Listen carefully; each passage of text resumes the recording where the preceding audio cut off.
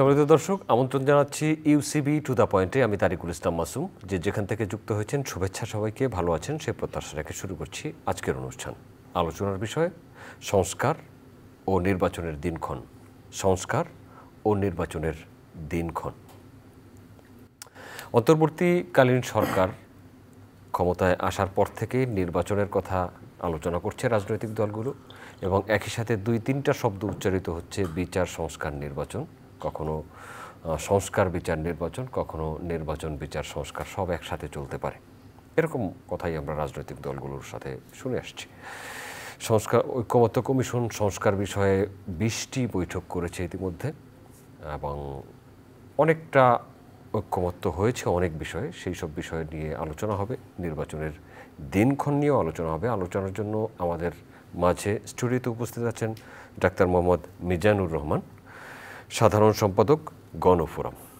সম্মানিত দর্শক, আমাদের সাথে আরও উপস্থিত আছেন মোহাম্মদ রাশেদ খান, সাধারণ সম্পাদক, গণ অধিকার পরিষদ। দুটি দলের দুজন সাধারণ সম্পাদককে আমরা পেয়েছি। আমরা জানি একটি দলকে এগিয়ে নেন বা চালিয়ে নেন সাধারণ সম্পাদক। আপনারা দুটি রাজনৈতিক দলের প্রতিনিধিত্ব করছেন। দুটি দলই সংস্কার ঐক্যমত্য কমিশনের সংস্কার প্রস্তাবে আলোচনায় থাকছেন। আমরা যতদূর জেনেছি যে আগামী আরও 2 দিন হয়তো জুলাইয়ের আলোচনা হবে। জুলাইয়ের মধ্যে জুলাই সনদ বা জাতীয় সনদের কথা বলছে সরকারের পক্ষ থেকে বা ঐক্যমত্য কমিশনের পক্ষ থেকে। আলী রিয়াজ স্যার বলেছেন 20টি গুরুত্বপূর্ণ বিষয়ের মধ্যে 12টিতে ঐক্যমত্য হয়েছে, আরও 8টিতে হবে বলে তিনি আশাবাদী, এবং তিনি আশা প্রকাশ করেছেন যে এমন একটি সনদ হবে বা দিবে বা ঐক্যমত্য হতে পারবে যেটি আগামী দিনের পথরেখা নির্দেশ করবে।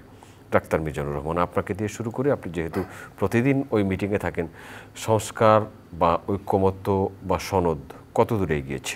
5ই আগস্টের পর এই যে গণ অভ্যুত্থান হলো, এত মানুষ রক্ত দিয়েছে, আন্দোলন করেছে, হাজার হাজার ছেলে মেয়েরা বা আমাদের দেশের মানুষ তারা আহত হয়েছে, এখনও চিকিৎসা পাচ্ছে না। এই যে একটা অভ্যুত্থানের পরে রাষ্ট্রে একটা জন আকাঙ্ক্ষা তৈরি হয়েছিল যে সংস্কার হবে, আমরা একটা নতুন মানবিক গণতান্ত্রিক বাংলাদেশ প্রতিষ্ঠা করব। তো আমাদের দল গণফোরাম থেকে আমরা এই যে জাতীয় ঐক্যমত্য কমিশন গঠন হয়েছে, যারা সংস্কার প্রস্তাব নিয়ে কাজ করছে, আমরা সেখানে প্রতিদিন যাচ্ছি এবং তাদেরকে সহযোগিতা করছি। কিন্তু আমরা এ পর্যন্ত যা দেখছি তাতে আমার কাছে মনে হয় না যে রাষ্ট্রের যে মূল কাঠামো, যেখানে দুর্নীতি বা যেখানে মানুষ আশাবাদ করে যে এই প্রতিষ্ঠানগুলো জনমুখী এবং গণমুখী হওয়া দরকার, গণতান্ত্রিক হওয়া দরকার, সেখানে আমরা যেতে পারছি না। যেমন ধরেন, আমরা বলেছি যে পুলিশ প্রশাসনকে ঢেলে সাজাতে হবে, আমরা বলেছি নির্বাচন কমিশনকে স্বাধীন করতে হবে, আইন কমিশন বা বিচার ব্যবস্থাকে আমরা স্বাধীনভাবে ঢেলে সাজানোর জন্য বলেছি, দুর্নীতি দমন কমিশনের ব্যাপারে আমরা বলেছি। কিন্তু এই জায়গাগুলোতে আমরা খুব একটা ঐক্যমত্য হতে পারছি না। আমরা পুলিশ কমিশন গঠনের ব্যাপারে ঐক্যমত্য হয়েছি, কিন্তু 5ই আগস্টের পরে এই যে পুলিশ প্রশাসন যেভাবে ভেঙে পড়ল বিগত দিনে দলীয়করণ করার ফলে, কিন্তু আমরা আজ পর্যন্ত একটা পুলিশ প্রশাসনকে বা আইন শৃঙ্খলা বাহিনীকে সাজানোর মতো সেরকম সক্ষমতা এই সরকারের মধ্যে আমরা দেখিনি। আপনি যদি বিচার ব্যবস্থার কথা বলেন, আইন কমিশন একটি প্রস্তাব তারা কিন্তু দিয়েছে, দুর্নীতি দমন কমিশনের একটা প্রস্তাব দিয়েছে। আজকে আমি ঐক্যমত্য কমিশনে বলেছি দীর্ঘ সময় যে আমরা বিগত সময়গুলোতে দুর্নীতি দমন কমিশনের যে চরিত্র দেখেছি, এই 5ই আগস্টের পরে এই কমিশন যেটা পুনর্গঠন হয়েছে একই চরিত্র। আপনি দেখেন বিগত সময়ে হাজার হাজার কোটি টাকা লুটপাট করে বিদেশে চলে গেছে, এবং সেই জায়গায় আমরা বলেছি যে এই দুর্নীতি দমন কমিশন কিন্তু তাদেরকে কার্যকর কোনো ব্যবস্থা তাদের বিরুদ্ধে নেয়নি। অনুরূপভাবে এই যে সরকার ক্ষমতায় এসেছে, আসার পরে আমরা বলেছি যে এই যে দুর্নীতি দমন কমিশন, তাদের ব্যাপারে আপনি দেখেন এই যে বর্তমান সরকারের কয়েকটি মন্ত্রণালয়ের বিরুদ্ধে যে অভিযোগগুলো উত্থাপিত হয়েছে, দুর্নীতি শত শত কোটি টাকার, কয়েকজন এপিএস কিংবা ব্যক্তিগত কর্মকর্তা, সেখানে কিন্তু তারা কিছু করতে পারে নাই। আপনি যদি দেখেন যে আপনি বিচার বিভাগের জন্য যদি দেখেন, সে বিচার ব্যবস্থা কি আছে? আমি কয়েকদিন আগে মাননীয় প্রধান উপদেষ্টার সাথে যে রাজনৈতিক দলগুলো দেখা করলো তার সাথে আমি প্রতিনিধিত্ব করেছি। আমি সরাসরি প্রধান উপদেষ্টাকে বলেছি যে অভ্যুত্থানের পরে যে রাষ্ট্রের মানে গুরুত্বপূর্ণ যে প্রতিষ্ঠানগুলো ছিল, জনপ্রশাসন, পুলিশ প্রশাসন, বিচার ব্যবস্থা, এগুলো ভেঙে পড়েছিল। আজ পর্যন্ত আপনি সেটি শৃঙ্খলায় ফিরিয়ে আনতে পারেন নাই।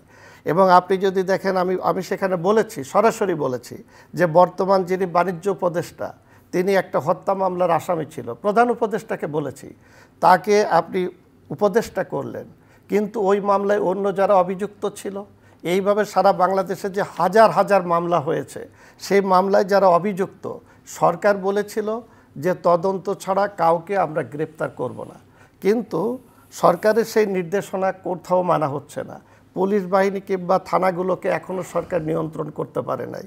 এই যে মানুষগুলো বিচারের জন্য যাচ্ছে, কেউ জামিন পাচ্ছে না, আমার তদন্ত ছাড়া আটক রাখার কোনো সুযোগ নেই। সর্বশেষ একটা কথা বলি, সংস্কারের কথা সরকার বলছে, আমরাও তো সাপোর্ট দিয়েছি। আজকে বিচারপতি ABM খায়রুল হকরে গ্রেপ্তার করা হলো কোন মামলায়? যাত্রাবাড়ির একটা হত্যা মামলায় গ্রেপ্তার করা হয়েছে। কেন?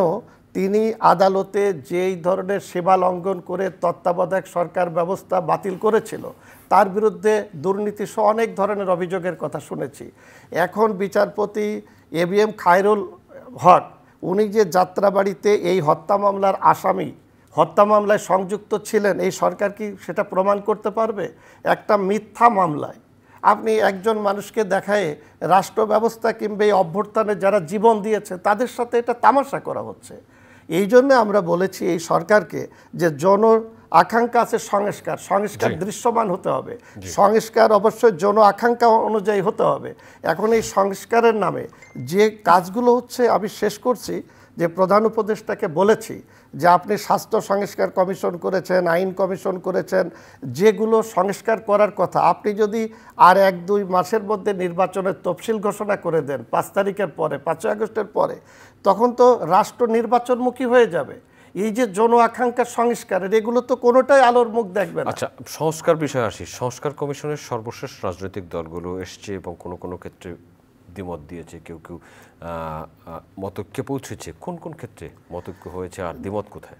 দেখেন, আমরা 70 অনুচ্ছেদের কথা বলেছি যে এমপিরা স্বাধীনভাবে যাতে 70 অনুচ্ছেদ নিয়ে আলোচনা না করি, এরপরে না, তারপরে দেখা গেছে প্রধানমন্ত্রীর যে মানে মেয়াদ, এরকম কয়েকটা বিষয়ে আমরা মোটামুটি ঐক্যমত্য পোষণ করেছি। কিন্তু বেসিক জায়গাগুলোতে, যেমন দুর্নীতি দমন কমিশন, আজকে যে বিষয়টা ছিল দুর্নীতি দমন কমিশন, সেটার নিয়োগ প্রক্রিয়া কি হবে, তারপরে যে সরকারি কর্ম কমিশন যেটা পাবলিক সার্ভিস, যেটা এরপরে আমরা বলেছি যে ন্যায়পাল, এগুলো কি হবে।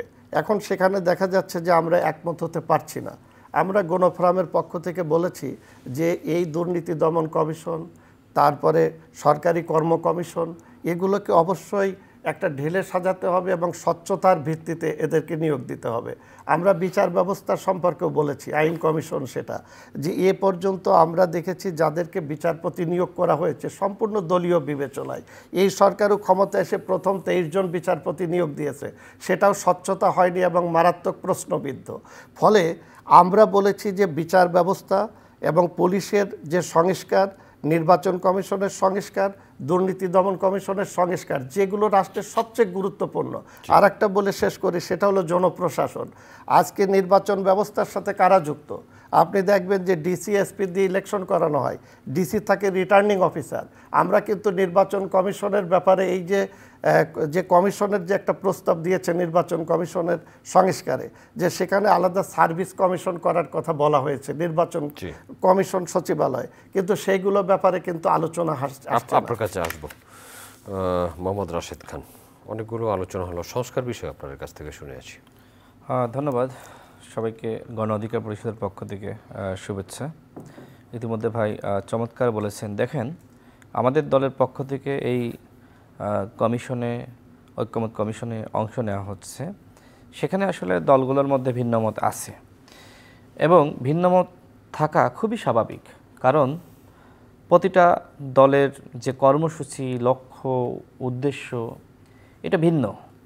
আমাদের ভিতরে যদি আসলেই সব বিষয়ে একমত থাকতো, তাহলে তো আসলে আমরা সবাই একটা দলই করতাম। যেহেতু ভিন্নমত, ভিন্ন আদর্শ, সেক্ষেত্রে কিছু বিষয় ভিন্নমত থাকবে। আমি এইটাকে খুব বেশি নেগেটিভভাবে দেখছি না।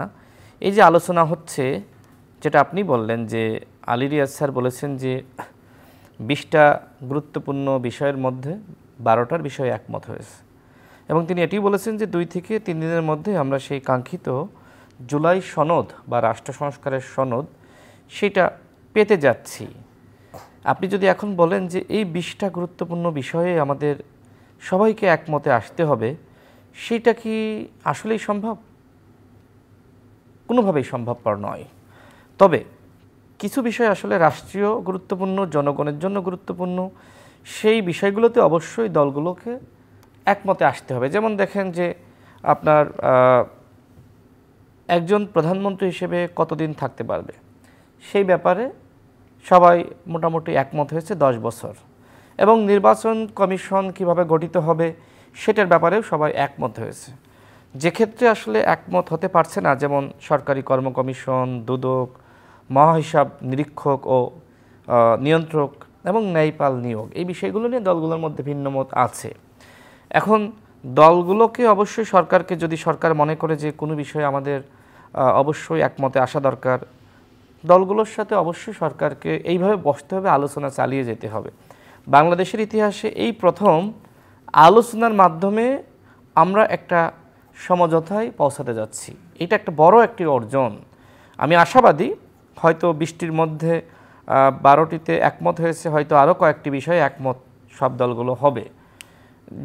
যেমনিভাবে আপনার নির্বাচন কমিশন এবং এই মেয়াদের ব্যাপারে একমত হয়েছে। দেখেন, এই যে সরকার 1 বছর এখন চলছে, ঠিক আছে, এই বিষয়গুলো নিয়ে আলোচনা চলছে, সরকারের অনেক বিষয়ে এই দলগুলো একমত হতো যদি 1 বছরে আমরা দৃশ্যমান অনেকগুলো সংস্কার আমরা পেতাম। যেমন দুদক চলছে, কিন্তু এই দুদক এই 1 বছরে দুর্নীতি বিরোধী কোনো অভিযান চালিয়েছে? তাদের আমরা কোনো ভূমিকা এখনো পর্যন্ত লক্ষ্য করছি না। পুলিশের যে দুর্নীতি, সেটা কি বন্ধ হয়েছে? কেন সরকার এখনো পর্যন্ত পুলিশের সংস্কার করতে পারলো না? কেন এখনো পর্যন্ত বিভিন্ন দপ্তর এবং সেক্টর থেকে দুর্নীতি বন্ধ করতে পারলো না? একটা দেশে যদি দুর্নীতি বন্ধ হয়ে যায়, আমার মনে হয় যে সেই দেশের 50% সংস্কার হয়ে যায়। কিন্তু এখনো পর্যন্ত দুর্নীতি বন্ধ হয়নি, কারণ সরকারের উপদেষ্টারা নিজেরাই দুর্নীতির সাথে জড়িত। যখন একজন সরকারের এপিএস দুর্নীতিগ্রস্ত, তার এনআইডি দুদক লক করে এবং তার বিদেশ যাত্রায় নিষেধাজ্ঞা জারি করে, নিশ্চিতভাবে বোঝা যায় যে এইখানে বড় একটা ঝামেলা আছে। সেই মিনিস্ট্রি এখনো পর্যন্ত এই এপিএসের ব্যাপারে কোনো তদন্ত করে নাই। কারণ যদি আপনি তদন্ত করেন, দেখবেন ওই এপিএস ওই উপদেষ্টার নাম বলে দেবে যে আমি তো কিছু করি নাই, আমাকে যা বলছে আমি তাই করছি। এই কারণে সংশ্লিষ্ট মিনিস্ট্রি এখনো পর্যন্ত কোনো তদন্ত করছে না। তো আপনি কিভাবে দুর্নীতি করবেন যখন আপনার উপদেষ্টারাই দুর্নীতির সাথে জড়িত? দেখেন, দুর্নীতি বন্ধ করতে পারে নাই। মির্জা ফখরুল ইসলাম আলমগীর সাহেব একটি কথা বলেছেন যে আগে যদি 1 লাখ লাগতো, এখন লাগে 5 লাখ। কাদেরকে বলেছে? পুলিশকে বলেছে। ঘুষের কথা বলেছে, পুলিশের কথা বলেছে। কিন্তু এইটা মিডিয়াতে ভিন্নভাবে এসেছে। তিনি বলেছেন ঘুষের কথা, যে পুলিশকে আগে দেওয়া লাগতো 1, এখন দেওয়া লাগে 5। তো এই হচ্ছে সংস্কার হয়েছে। যে পুলিশ আমার ভাইদেরকে হত্যা করলো, যে পুলিশ আমার বোনদেরকে লাঞ্ছিত করলো, যে পুলিশ হাসিনার লাঠিয়াল বাহিনী হিসেবে কাজ করলো, এখনো পর্যন্ত আপনি সেই পুলিশ সদস্য, সেই মাফিয়া খুনি, ওদেরকে গ্রেপ্তার করতে পারেন নাই। আপনি শেখ পরিবারের কাউকে ধরতে পারেন নাই। আমি গত পরশুদিন চিনমন্ত্রী সম্মেলন কেন্দ্রে সেখানে একটি অনুষ্ঠান ছিল, শহীদ পরিবারের পক্ষ থেকে আয়োজন করা হয়েছিল। আমি সেখানে গিয়েছিলাম। আমি শুনেছিলাম যে সেখানে মাননীয় প্রধান উপদেষ্টা হাজির হবেন, সেখানে অন্যান্য উপদেষ্টারা হাজির হবেন। দেখেন, সেখানে উপদেষ্টাদের সামনে চেয়ার দিয়েছে আর আমাদের দিয়েছে রাজনীতিবিদদের পিছনে চেয়ার, তাদের পিছনে। আমরা মেনে নিয়েছি, কোনো আপত্তি নয়, তারা উপদেষ্টা, তারা রাষ্ট্রের চালক। কিন্তু আমি যতটা সময় প্রোগ্রামে ছিলাম, দেখলাম যে আমার সামনে কেউ নাই, ফাঁকা চেয়ার।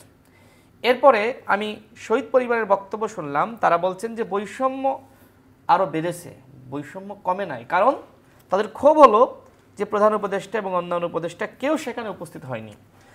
কয়েকজন বক্তব্য রেখেছেন শহীদ পরিবারের পক্ষ থেকে যে তারা জুলাই সনদ এবং জুলাই ঘোষণাপত্র এইটার আগে কোনো নির্বাচন চায় না, গণহত্যার বিচারের আগে তারা কোনো নির্বাচন চায় না। তো আমি এরপরে বক্তব্য দিতে গেলাম, গিয়ে আমি বললাম যে আপনারা গণহত্যার বিচার মানে কি মনে করেন? শুধু রায় ঘোষণা করা? গণহত্যার বিচার মানে শেখ হাসিনাকে বাংলাদেশে ফিরিয়ে এনে তার যথাযোগ্য শাস্তি নিশ্চিত করা। গণহত্যার বিচার মানে যারা গণহত্যার মাস্টার মাইন্ড ছিল, ওবায়দুল কাদের, আসাদুজ্জামান, অন্যান্য যারা ছিল, এদেরকে যথাযথ শাস্তি দেওয়া। শুধুমাত্র কয়েকজনকে আপনি ধরলেন এবং যারা আসল আসামি তাদেরকে আপনি ধরলেন না, এর মাধ্যমে গণহত্যার বিচারটা হবে না। তো হাসিনাকে যদি আপনি 10 বছর বাংলাদেশে ফিরিয়ে আনতে না পারেন, তাহলে কি আপনি 10 বছর নির্বাচন চান না? আমি শহীদ পরিবারকে এই প্রশ্ন করলাম। একই সাথে আমি তাদেরকে বললাম যে আপনারা বলছেন সরকারের কাছে আপনাদের এত দাবি, সরকারের একজন প্রতিনিধিও এখানে এসে আপনাদের বক্তব্য শুনছে না। সরকার কি আসলেই শহীদ পরিবারকে গুরুত্ব দিচ্ছে?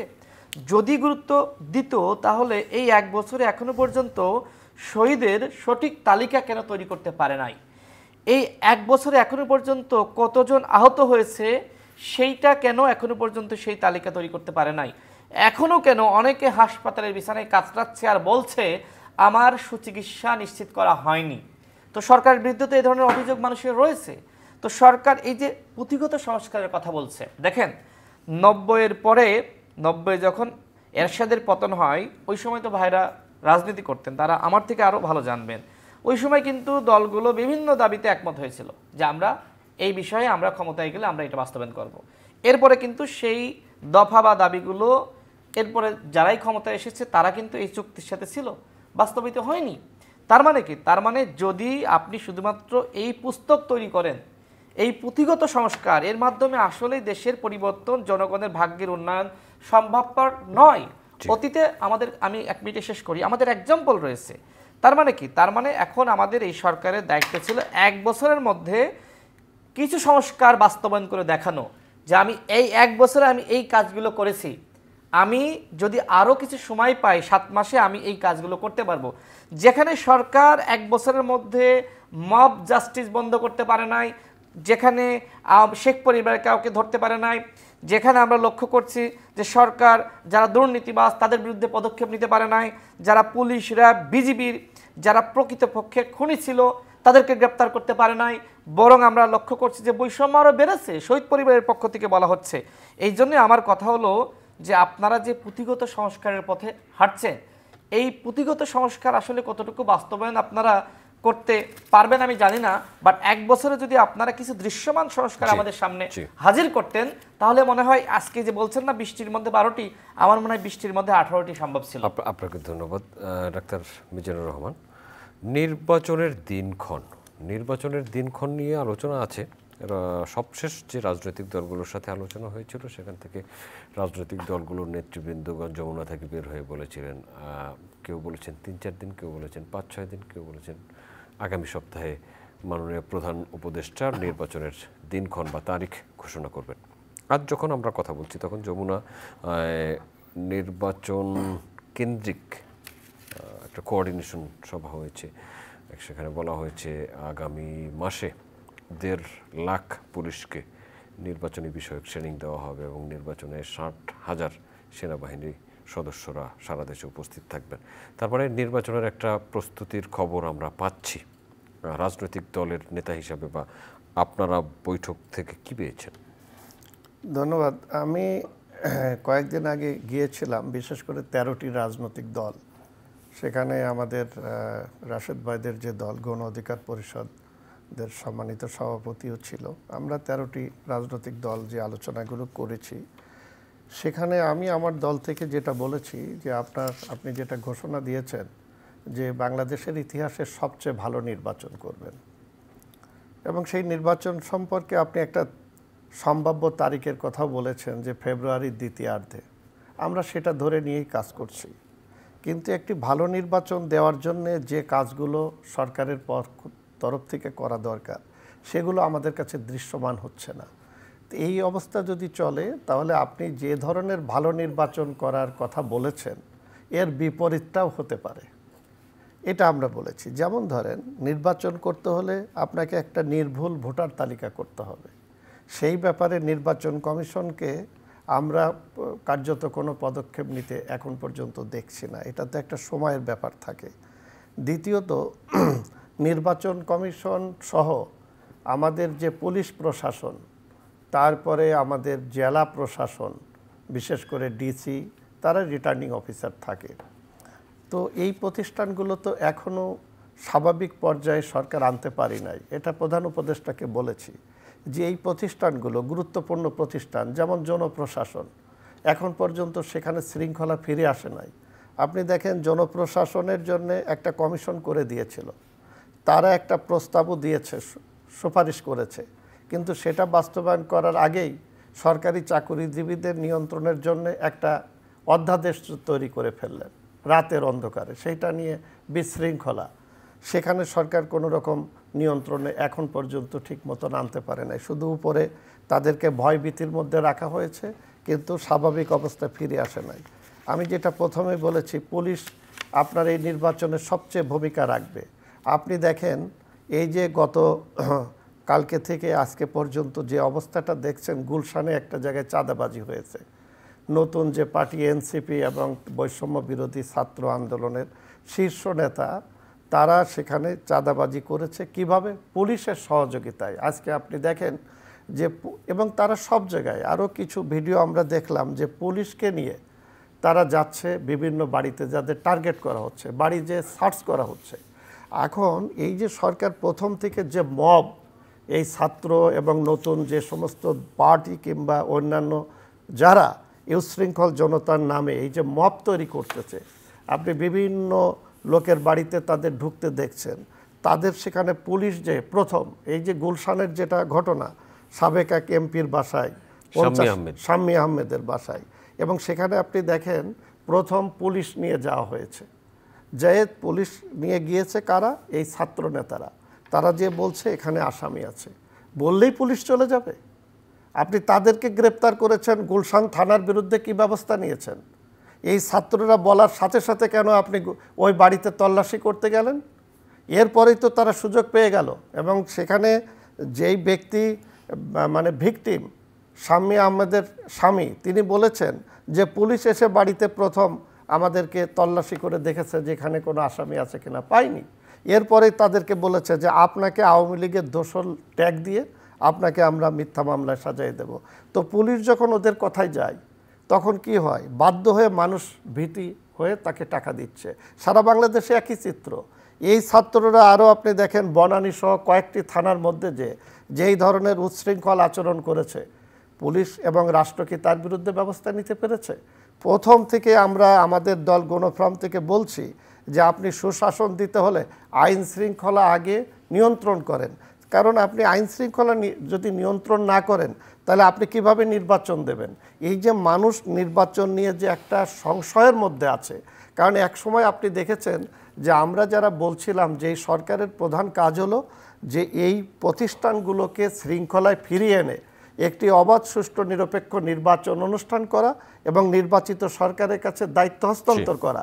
ঠিক তখন কেউ কেউ এরকম প্রশ্ন তুলেছিল, এই ছাত্ররা সহ, যে আমরা সংস্কার করব, আমরা এটা করব, নতুন মানবিক বাংলাদেশ প্রতিষ্ঠা করব, আপনারা কেন নির্বাচন চাচ্ছেন? আমাদের সম্পর্কে নানান নেতিবাচক কথা বলা হয়েছে। কিন্তু আজকে আপনি দেখেন যে এই দেশের জনগণ তারাই বলছে যে না, এই 11 মাসে যে ধরনের চাঁদাবাজি হয়েছে, দুর্নীতি হয়েছে, মব তৈরি করে যেভাবে উচ্ছৃঙ্খল জনতার নামে 32 সহ সারা বাংলাদেশে ভাঙচুর করা হয়েছে, থানার মধ্যে যে আসামি ছিনতাই করে নিয়ে আসা হয়েছে, এইরকম তো বিশৃঙ্খলা গত 15 বছর ছিল না।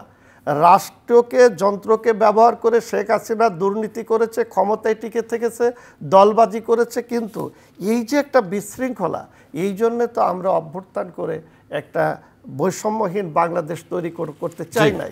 এই জায়গায় আপনি যে নির্বাচনের কথাটা বললেন, সেটাই ফিরে আসি যে এই অবস্থা যদি চলতে থাকে, এই বিশৃঙ্খলা যদি তারা নিয়ন্ত্রণ করতে না পারে, তাহলে তো এই সরকার নির্বাচন করতে পারবে না। এবং সেই সংশয়টা হচ্ছে যে আপনি তার একটা আলামতও আপনি পাচ্ছেন যে তার যে সমর্থিত দল এবং যেই বৈষম্য বিরোধী ছাত্রদের কথা যেটা উনি প্রথমে বলেছে তারা আমার নিয়োগকর্তা, তো তাদেরকে যদি উনি কন্ট্রোল করতে না পারে তাহলে একটা অবাধ সুষ্ঠু নিরপেক্ষ নির্বাচন এই সরকার করতে পারবে না। এবং তিনি যে ঘোষণা দিয়েছে ইতিহাসের সবচেয়ে ভালো নির্বাচন করব, আমরা বলছি এর বিপরীতটাও হতে পারে, ভালোর বিপরীত যেটা হয়। ধন্যবাদ। রাশেদ খান, আপনি কি দেখেন? দেখেন ভাই সর্বশেষ যেটি বললেন যে এই সরকারের আশীর্বাদে সৃষ্ট দল এনসিপি, যখন বৈষম্য বিরোধী প্ল্যাটফর্মটা ছিল ওই সময় সারা দেশে বিভিন্ন দপ্তরে সেক্টরে ছাত্র প্রতিনিধি নামে এই ছাত্র নেতাদেরকে দায়িত্ব দেওয়া হয়েছে এবং বৈষম্য বিরোধী প্ল্যাটফর্মের কয়েকজন উপদেষ্টা হয়েছে। শুরুতে 3 জনের মধ্যে একজন পদত্যাগ করে তিনি একটি দল গঠন করেছেন। তিনি যখন মানে উপদেষ্টা ছিলেন ওই পদে থাকাকালীন সময়ে তিনি দল গঠনের উদ্যোগ নিয়েছেন। তার মানে কি? তার মানে নাহিদ ইসলাম যে শপথ নিয়ে তিনি আসলে সরকারে গিয়েছিলেন সেই শপথ লঙ্ঘন করেই তিনি আসলে দল গঠনের উদ্যোগ নিয়েছেন এবং সেটার বাস্তবায়ন ঘটিয়ে পরবর্তীতে পদত্যাগ করেছেন। ওই সময় এই বৈষম্য বিরোধী ছাত্র আন্দোলনের নেতারা তারা বলেছিলেন যারা আসলে সরকারে যাবে তারা নির্বাচনে অংশ নিতে পারবে না। তার মানে কি? তার মানে সরকারে নাহিদ ইসলাম গেল, আগামী নির্বাচনে কি নাহিদ ইসলাম অংশ নিতে পারবে কি পারবে না? মানে এনসিপির জন্য আপনার এক নিয়ম আর অন্য দলগুলোর জন্য আরেক নিয়ম, এটা তো হইতে পারে না। আমরা বরাবরই বলছি যে যদি এই 2 জন ছাত্র উপদেষ্টা সরকারে থাকে, যদি এই ছাত্র প্রতিনিধি নামধারী এনসিপির নেতারা সরকারে থাকে, তাহলে আগামী নির্বাচন কোনোভাবে আসলে অবাধ সুষ্ঠু নিরপেক্ষ নির্বাচন হবে না। ভাই আরও যেটি বললেন, যেহেতু ডক্টর মোহাম্মদ ইউনূস বলেছেন যে ছাত্ররা আমাদের নিয়োগকর্তা, তার মানে কি? তার মানে এই যে উপদেষ্টা পরিষদে যারা আছে সবাই কিন্তু এনসিপির প্রতি অনুগত। বিষয়টা তো আসলে এইরকমও হতে পারে যে রাষ্ট্রীয় মেকানিজম ব্যবহার করে আগামীতে এনসিপিকে ক্ষমতায় আনার জন্য এই উপদেষ্টা পরিষদ কাজ করছে। মূলত তাদের উদ্দেশ্য একটি অবাধ সুষ্ঠু নিরপেক্ষ নির্বাচন বা ইতিহাসের সবথেকে সেরা নির্বাচন উপহার দেওয়া, নাকি তারা আসলে ইতিহাসের সবথেকে একটি মানে মেকানিজম, রাষ্ট্রীয় মেকানিজম ব্যবহার করে এনসিপিকে ক্ষমতায় আনতে চায়, সেটি নিয়ে এখনো পর্যন্ত সন্দেহ সংশয় আছে। দেখেন এই সরকার প্রথম যে জাতীয় সংলাপটা করলো এই শেষ দিকে, তো আমরা দেখলাম যে 4টি দলকে শুরুতে ডাকলো, ডেকে বলা হলো যে এই 4টি দল বাংলাদেশের সবথেকে বড় দল, সেখানে এনসিপি একটি দল। দেখেন এনসিপির নিবন্ধন নাই। নির্বাচন কমিশনের পক্ষ থেকে বলা হয়েছে যে যারা আবেদন করেছে তারা কেউই আসলে নির্বাচন কমিশনের যে শর্তাবলী সেটা আসলে পূরণ করতে পারে নাই। তার মানে কি? তার মানে এনসিপিও নির্বাচন কমিশনের যে শর্ত, জেলা পর্যায়ে উপজেলা পর্যায়ে সমর্থক লাগবে, কার্যালয় লাগবে, সেই শর্তগুলো তারা পূরণ করতে পারেনি। আপনি খোঁজ নিয়ে দেখেন, আপনি সাংবাদিক হিসেবে, যে এনসিপির আসলে কয়টা জেলা পর্যায়ে উপজেলা পর্যায়ে আসলে তাদের কার্যালয় রয়েছে। আমি তো রাজনীতি করি, আমি তো কিছুটা জানি, ওইভাবে আসলে তাদের কার্যালয় নাই। তারপরেও দেখেন সরকারের উপদেষ্টারা তাদেরকে ডেকে নিয়ে বলছে সবথেকে বড় দল, এই 4টি দল সবথেকে বড় দল। দেখেন প্রেস উইংয়ের পক্ষ থেকে সবসময় বলা হয় জামাত, বিএনপি, এনসিপি, মানে এনসিপিকে আপনি জোরপূর্বক আপনি 3য় পজিশন নির্ধারণ করে দিচ্ছেন। যখন আমরা দেখছি যে এই উপদেষ্টা পরিষদ এই এনসিপির জন্য এইভাবে কাজ করছে, তখন আমি কিভাবে বলি যে আসলে আগামী নির্বাচনটা অবাধ সুষ্ঠু নিরপেক্ষ নির্বাচন হবে? আজকে আমাদের দলের প্রধান নির্বাচন কমিশনারের সাথে বৈঠক ছিল, আমি নিজে সেখানে গিয়েছিলাম। আমি আজকে প্রধান নির্বাচন কমিশনারকে জিজ্ঞেস করেছি যে আপনারা আসলে কতটুকু প্রস্তুতি নিলেন। তিনি বলছেন যে এখনো পর্যন্ত সরকারের পক্ষ থেকে তো আসলে বলা হয়নি যে কবে আমরা নির্বাচনের তারিখটা দিব, তবে আমাদের যেভাবে আমরা শুনেছি ওই আলোকে আমরা প্রস্তুতি নিচ্ছি। সরকার যেভাবে বলেছে নির্বাচন যখনই হোক না কেন আমাদের শতভাগ প্রস্তুতি রয়েছে। আমি আরও বললাম যে এইবার তো প্রধান উপদেষ্টা বলল যে ইতিহাসের সবথেকে সেরা নির্বাচন তারা করতে চায়। আমার যেটি মনে হয় যে আপনিও হতে পারেন বাংলাদেশের ইতিহাসের সবথেকে সেরা প্রধান নির্বাচন কমিশনার। তিনি বললেন দেখেন অবশ্যই একটি ভালো নির্বাচন করা সম্ভব যদি রাজনৈতিক দলগুলো আমাকে সহযোগিতা করে, যদি পুলিশ প্রশাসন সরকার আমাকে সহযোগিতা করে। কারণ নির্বাচন কমিশন তো একা নির্বাচন করে না, নির্বাচন করার জন্য পুলিশ, র্যাব, বিজিবি বা সেনাবাহিনী বা দলগুলো সহযোগিতা লাগে। তিনি এই কথা বললেন। তো যাই হোক, তার কথার মধ্য দিয়ে যেটি স্পষ্ট, এখনো পর্যন্ত সরকারের পক্ষ থেকে কোনো নির্দেশনা দেওয়া হয়নি।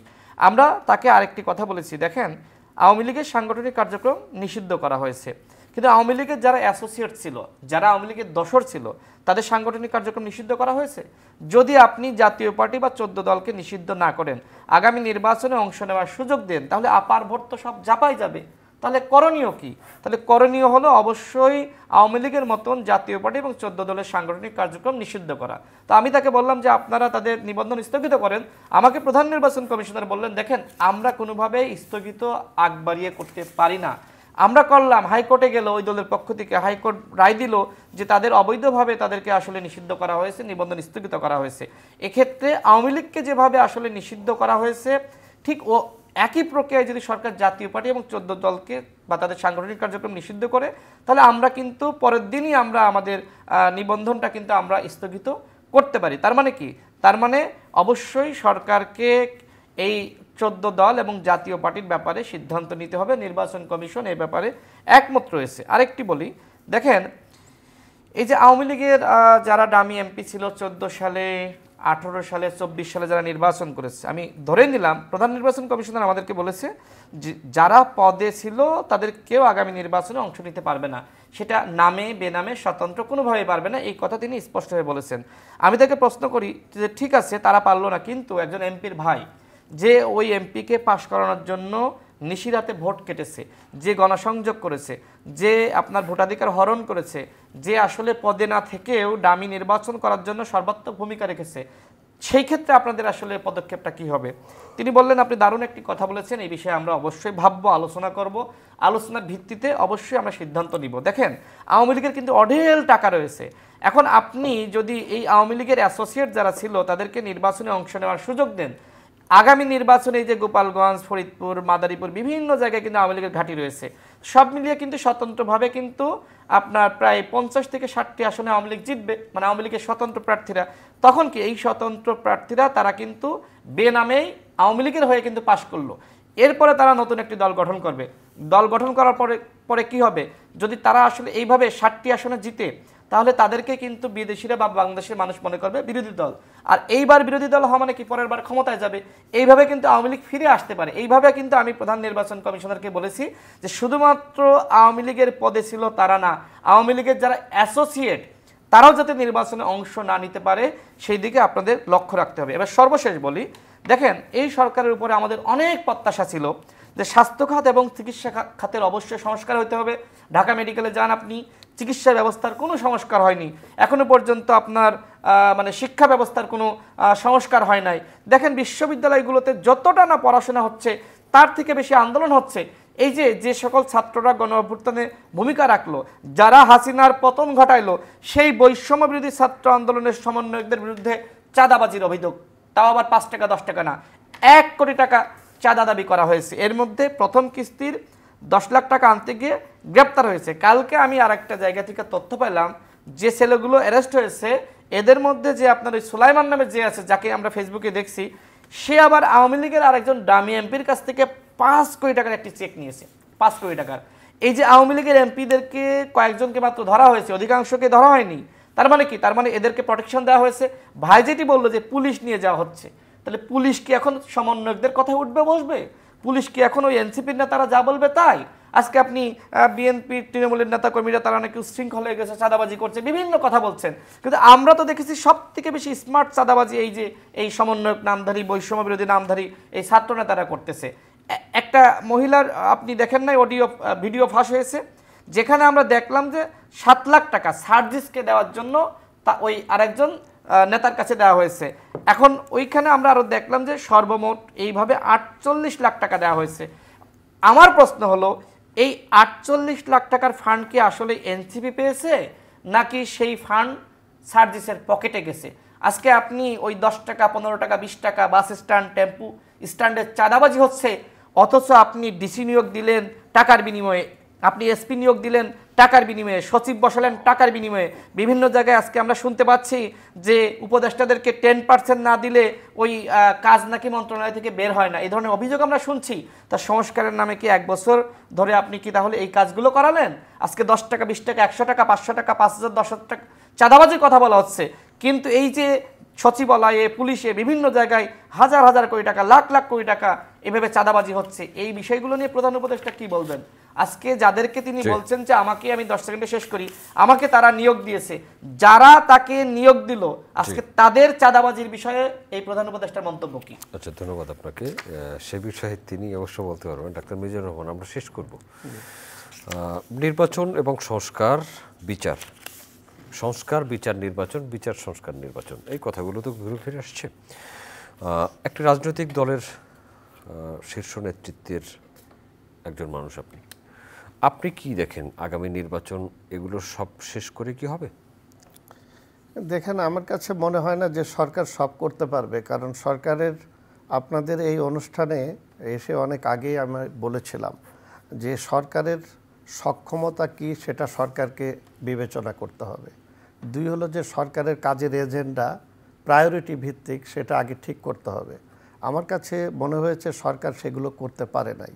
যেমন আমরা এই সরকার প্রধানের সঙ্গে একাধিকবার দেখা করেছি, দলীয়ভাবে আমরা দেখা করেছি, আবার অন্যান্য দলগতভাবেও তার সাথে দেখা করেছি। আমরা প্রত্যেকটা রাজনৈতিক দলের আমাদের আলোচনার বিষয়বস্তু প্রায় এক এবং অভিন্ন ছিল, কিন্তু সরকার প্রধান আমাদের কথাগুলো শুনেছেন, সেইভাবে আমরা উত্তরগুলো পাইনি। আজকে আপনি যে কথা বললেন, যে আমি প্রথমে বলেছি যে আজকে জন আকাঙ্ক্ষা ছিল সংস্কারের, কিন্তু সংস্কার যে গতিতে হওয়ার দরকার ছিল সেগুলো কিন্তু হয়নি। কারণ এইগুলো শুধুমাত্র সংবিধান সংশ্লিষ্ট বিষয় ছাড়া এই জাতীয় ঐকমত্য কমিশন অন্য কোনো বিষয়ে আলোচনা হচ্ছে না। আপনি দেখেন, সংবিধানের ব্যাপারে আমরা প্রথমেই বলেছি, আজকেও মিডিয়ার সামনে আমি বলে আসলাম যে আমরা যারা এরকম বাইরে দাঁড়িয়ে অনেকেই বলছেন যে এই সব ৭২-এর সংবিধান মুজিববাদী সংবিধান, ৭২-এর সংবিধান ভারতে বসে লেখা হয়েছে, ৭২-এর সংবিধানের কবর রচনা করব, এই সমস্ত অপ্রাসঙ্গিক কথাগুলো বাইরে বলে বিতর্ক তৈরি করা হচ্ছে। আর যখন আমরা এখানে বসছি তখন এই সংবিধানের কয়েকটি মৌলিক পরিবর্তন, যেটা বেসিক স্ট্রাকচার নিয়ে পরিবর্তনের কথা হচ্ছে। তো এই জায়গায় আমাদের একটু প্রবলেম আছে, যেহেতু আমাদের নেতা ডক্টর কামাল হোসেন বাংলাদেশের সংবিধান প্রণেতা, কিন্তু আমরা কখনোই বলিনি যে সংবিধানে হাত দেওয়া যাবে না। আমাদের নেতা কামাল হোসেন বলেছেন জন আকাঙ্ক্ষা অনুযায়ী দেশের প্রয়োজনে, রাষ্ট্রের প্রয়োজনে অবশ্যই সংবিধান সংস্কার করা যাবে, কিন্তু সেই জায়গায় কি জায়গায় করবেন, কি প্রক্রিয়া করবেন, এই সরকার তার সংবিধান সংশোধন করতে পারবে না, করবে আগামী জাতীয় সংসদ। তো আগামী জাতীয় সংসদে করার জন্য আমরা ন্যূনতম যে জায়গাগুলো ঐক্যমত্য হতে পারি সেটা করেন, কিন্তু বাকিগুলো কেন আটকিয়ে রেখেছেন? আপনি বলেন পুলিশ কমিশন যেই রিপোর্ট দিয়েছে, জনপ্রশাসন দুর্নীতি দমন কমিশন, বিচার ব্যবস্থা নিয়ে আইন কমিশন যেগুলো দিয়েছে, এগুলোতে 1 মাসও লাগে না। আপনি আমাদের দিকে এত তাকিয়ে থাকবেন কেন? প্রথম সেটা সব দলগুলো নিয়ে আলোচনা করেন, যদি কোনো জায়গায় পরামর্শ লাগে আমরা দিতে পারি। আমরা এই কথা বলতে পারি না যে আপনি পুলিশ প্রশাসনের সংস্কার করবেন না, নির্বাচন কমিশন করবেন না, বিচার ব্যবস্থা, দুর্নীতি দমন, এটা তো জাতীয় ঐক্যমত্য। যদি কোনো দল এটাকে দ্বিমত পোষণ করে করা যাবে না, সেটা জাতি সেটা বিবেচনা করবে। আজকে রাশেদ ভাই একটা কথা বলেছে, স্বাস্থ্য সংস্কার এবং স্বাস্থ্য ব্যবস্থা যে ভেঙে পড়েছে, উনি বলেছে, তাই বলছি, স্বাস্থ্য খাত নিয়ে আমি যেহেতু এর সাথে জড়িত, দেখেন উনি যে কমিশনগুলো করেছে এগুলো নিয়ে তো বিস্তর আলোচনা হচ্ছে। রাশেদ ভাই বলেছে বলে আপনাকে বলছি, স্বাস্থ্য সংস্কার কমিশন করা হয়েছে জাতীয় অধ্যাপক ডক্টর AK আজাদ খানকে দিয়ে। তিনি নিঃসন্দেহে ভালো মানুষ। ওই কমিশনে যারা ছিলেন তারা সকলেই অ্যালোপ্যাথির চিকিৎসা ব্যবস্থার সাথে যুক্ত। কয়েকদিন আগে সব দলের সামনেই প্রধান উপদেষ্টাকে বললাম যে বাংলাদেশের স্বাস্থ্য ব্যবস্থা কয়টা? Allopathy, Unani, Ayurvedic, homeopathic. ঔষধ প্রশাসন অধিদপ্তর থেকে এই 4টি ব্যবস্থাকে নিয়ন্ত্রণ করা হয় এবং প্রায় 8 শতাধিক এর উপরে লাইসেন্স দেওয়া হয়েছে এই সবগুলোকে। এবং বাংলাদেশে ইউনানি আয়ুর্বেদিক বোর্ড আছে সেখানে, এবং হোমিওপ্যাথিক বোর্ড আছে। এখানে প্রায় 60টার উপরে এখানে কলেজ রয়ে গেছে, এবং হামদর্দ বিশ্ববিদ্যালয় এবং ঢাকা বিশ্ববিদ্যালয়ের চিকিৎসা অনুষদ থেকে তাদেরকে গ্র্যাজুয়েশন কোর্সের সার্টিফিকেট দেওয়া হচ্ছে। অথচ এই স্বাস্থ্য সংস্কার কমিশনে এই ইউনানি আয়ুর্বেদিক হোমিওপ্যাথির একজন প্রতিনিধি নেই। আমি এইটা নিয়ে স্বাস্থ্য উপদেষ্টার সঙ্গে দেখা করলাম। উনি নিঃসন্দেহে আমার বিবেচনায় ভালো মানুষ, সৎ মানুষ, কিন্তু শুধু সততা নিয়ে থাকলে তো হবে না। ওনার কাছে যে বলেছি, উনি আমাকে সঙ্গে সঙ্গে দেখা করেছেন, কথা আমার এটা শুনেছেন। উনি আমাকে বললেন যে এই বিষয়গুলো নিয়ে ভালো বলতে পারে আমাদের বিশেষ সহকারী স্বাস্থ্য যিনি দেখেন ডাক্তার সাইদুর রহমান, উনি প্রধান উপদেষ্টার বিশেষ সহকারী। তার সঙ্গে আমি এটা নিয়ে, উনি আমাকে স্বাস্থ্য উপদেষ্টা বললেন দেখা করেন। আমি 2 দিন গিয়েছি, আমার কার্ড দিয়েছি ওনার পিএসের কাছে। কিন্তু দুঃখজনক হলেও সত্য, উনি ভিতরে বৈঠক করতেছেন রুদ্ধদ্বার। আমরা 1 মিনিট এই প্রয়োজনীয় বিষয় নিয়ে আলাপ ওনার সঙ্গে করতে পারি নাই। এবং আমি দেখেছি যে যারা এই যে টেন্ডারবাজির সাথে, টেন্ডারবাজি বলবো না, যারা এই যে বিশেষ করে এই যে কেনাকাটার সাথে যারা যুক্ত থাকে, হ্যাঁ, তো এই সমস্ত যে সমস্ত প্রতিষ্ঠান আছে সেই প্রতিষ্ঠানে যারা, তারা ওনার সাথে ঢুকতে পারছে, দেখা করতে পারছে। কিন্তু আমি এই সংস্কার প্রস্তাব নিয়ে আলোচনা করার জন্য তার কাছে গেলাম, কিন্তু সেখানে তার কাছে আমার ঢোকার কোনো অধিকার থাকলো না। আমি এটা প্রধান উপদেষ্টাকে বলেছি। এই হলো বাংলাদেশে সচিবালয় চলছে, সরকার ব্যবস্থা চলছে এবং সংস্কারের হচ্ছে। আপনাকে শেষ করবে এটা দিয়ে, স্বাস্থ্য সংস্কার কমিশন সবচেয়ে গুরুত্বপূর্ণ একটা বিষয় বাংলাদেশে। আপনি যদি দেখেন স্বরাষ্ট্র মন্ত্রণালয়, তারপরে যদি আপনি স্বাস্থ্য মন্ত্রণালয়, বাণিজ্য মন্ত্রণালয়, শিক্ষা মন্ত্রণালয়, অর্থ মন্ত্রণালয়, এই 4-5টা হলো সবচেয়ে বড় গুরুত্বপূর্ণ মন্ত্রণালয়। কিন্তু সেখানে স্বাস্থ্য সংস্কার কমিশন নিয়ে যে হযবরল অবস্থা এবং স্বাস্থ্য মন্ত্রণালয়কে নিয়ে যত প্রশ্ন উত্থাপিত হচ্ছে, সরকার কিন্তু সেখানে কোনো রকম হাত দিচ্ছে না। এই জায়গায় আমরা কিভাবে মনে করতে পারি যে অভ্যুত্থান পরবর্তী অন্তর্বর্তীকালীন সরকার জন আকাঙ্ক্ষা অনুযায়ী সংস্কারকে গুরুত্ব দিবে এবং অবাধ, সুষ্ঠু, নিরপেক্ষ নির্বাচন করার জন্য তাদের যে দায়, সেটা আমরা দৃশ্যমান দেখতে চাই। ধন্যবাদ আপনাকে। মোহাম্মদ রাশেদ খান, আমরা শেষ করবো আপনাকে দিয়ে। দেখেন ভাই, খুব চমৎকার বলেছে। আমারও খুব আফসোস, একটি অভ্যুত্থান হয়েছে, 2000 মানুষ শহীদ হলো। আমরা কিন্তু এখনো পর্যন্ত প্রায় বলছি প্রায় 2000, কিন্তু সেই 71-এর মতন আমরা আবারও কেন শহীদের তালিকা নিয়ে নানান ধরনের রাজনৈতিক মতপার্থক্য থাকবে? কেন আমাদের আহত যোদ্ধারা বলবে যে আমরা চিকিৎসা পাচ্ছি না? তিনি স্বাস্থ্য উপদেষ্টার কথা বললেন, তারা এত বড় জমিদার যে একজন রাজনীতিবিদ যিনি আগামীতে এই দেশ পরিচালনা করবেন, নেতৃত্ব দিবেন, কার্ডটা পেয়েছেন কিন্তু সাক্ষাৎ করলেন না।